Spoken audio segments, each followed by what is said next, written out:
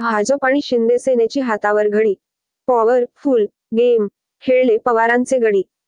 जिल्हा नियोजन समितीवर राष्ट्रवादीच्या अजित पवार गटाने 6 सदस्यांची नावे निश्चित करून त्यांना शासनाकडून पद्धतशीरपणे मान्यता मिळवून घेतली. त्यामुळे इच्छुकांच्या गर्दीने घेरलेल्या भाजप आणि शिवसेनेच्या शिंदे गटाचा पद्धतशीर गेम केल्याचा दावा राजकीय वर्तुळात व्यक्त केला जात आहे. 30 जून 2022 रोजी एकनाथ शिंदे यांनी मुख्यमंत्रीपदाची शपथ घेतली.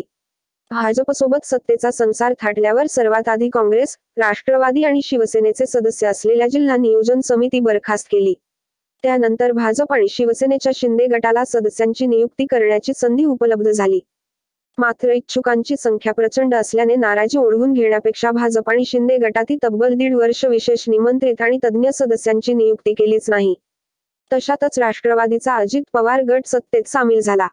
तेव्हा उपमुख्यमंत्री विराजमान झालेल्या अजित पवार यांच्या कानावर स्थानिक कार्यकर्त्यांनी हा विषय घातला.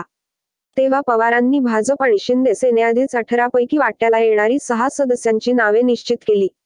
ती नावे अजित पवार यांच्या अखत्यारीत असणाऱ्या अर्थ व नियोजन खात्याने 6 जणांच्या नावाला विशेष निमंत्रित सदस्य म्हणून तातडीने मान्यता दिली. 14 पैकी 6 सदस्य राष्ट्रवादीचे झाल्याने विशेष निमंत्रित म्हणून भाजप आणि शिंदे गटाला आता फक्त प्रत्येकी 4 जागा मिळणार आहेत. तसेच अन्य 4 तज्ज्ञ सदस्यांच्या नियुक्तीवरही अजित पवार गट दावा करण्याची शक्यता आहे. अशी असते समिती. जिल्हा नियोजन समितीचे सदस्य सचिव म्हणून जिल्हाधिकारी असतात.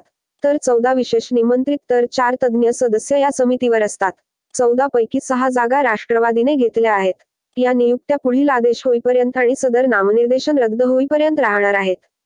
यांची झाली नियुक्ती. नियोजन विभागाने मान्यता दिलेल्या विशेष निमंत्रित सदस्यांमध्ये माजी आमदार दिलीप वाघ, सावद्याचे राजेश वानखेडे, साकेगावचे रवींद्र पाटील, एरंडोलचे डॉ.